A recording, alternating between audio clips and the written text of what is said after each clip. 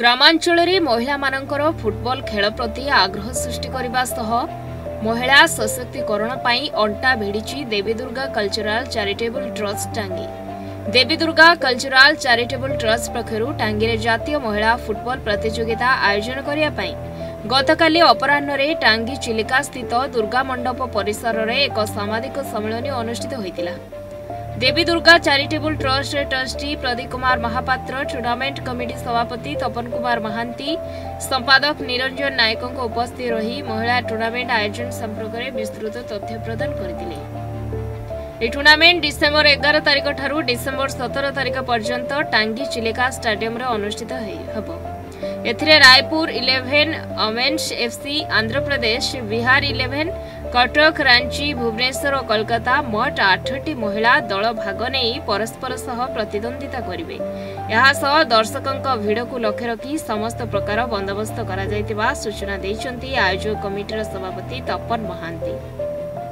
प्रदीप कुमार महापात्र, मु founder member ए charitable trust ए टूर्नामेंटर मुख्य उद्देश्य जे नारी सशक्तिकरण उपरे जेमती सरकार आगभर होउचंती आम अंचल नारी प्रतिभा मानक यही प्रतियोगिता माध्यम रे नारी प्रतिभा चयन करवा आमर मूल लक्ष्य।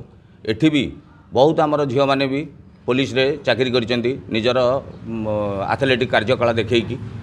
तेणु ए कार्यक्रमटा आमे पूर्व वर्ष जेमती ऑल ओडिशा भितर सीमित होई एटा सक्सेस होइतला।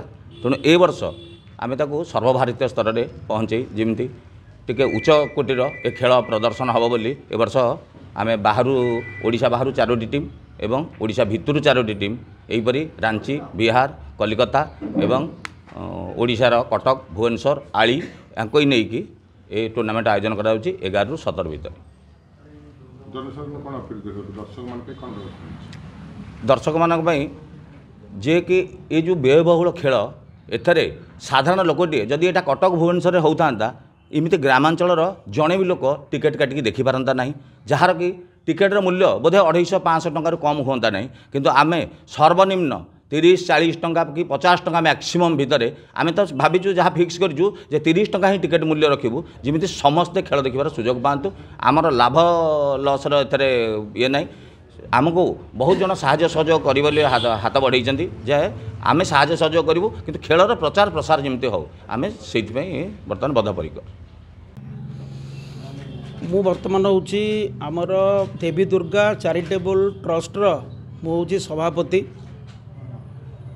बर्तमान टांगी भली रूराल जगार कर अभिप्राय यही कि जे विगत मु छोट दिन पिला दिन देखी आसुची टांगी फुटबॉल गोटे परिचय सब बेले फुटबॉल चलुला। वर्तमान जुग बदली महिला मानकर उन्नति प्राय जगह मुझे देखुची आमर बाचस्पति भी महिला, आमर एसपी भी महिला, आमर उपमुख्यमंत्री भी महिला। से आमे माने बसिकी गोटे टीम चिंता कलु टांगी भाया रूराल हेले भी आमे गोटे सर्वभारतीय महिला कप फुटबॉल टूर्नामेंट करने को स्थिर कलु। कहीं विगत गला वर्ष आमे गोटे ऑल ओडिशार महिला कप टूर्नामेंट करूँ जोटा कि छोट धरण थिला एवं सेटा सक्सेस होता जहाँ फल मु उत्साहित होकर मो किसी बंधु मान धरिकी मु फाइनाल कली आमे गोटे सर्वभारतीय महिला कप टूर्नामेंट करवा। एथरे संपूर्ण भाव में 8टा टीम जोग दौरान, 4टा ओडिशा टीम, 4टा बाहर टीम। बाहर टीम भीतर आमर डिसेम्बर 11 तारिख रु 17 तारिख भितर चलिए आमर चिलिका स्टेडियम टांगी स्टार्ट होगा जाऊँगी। एथरे 4टा बाहर टीम, 4टा ओडिशा टीम जोग दौरान। 4टा टीम भितर गोटे बिहार टीम, गोटे छत्तीसगढ़ टीम, गोटे कालकाटा टीम एवं आउ गोटे हूँ आमर रांची टीम एवं ओडिशा भितर 2टा कटक टीम, गोटे भुवनेश्वर टीम, गोटे आली टीम। टोटाल 8 टीम आमर डिसेम्बर 11 तारिख रु आरंभ हो डिसेम्बर 17 तारिख सर।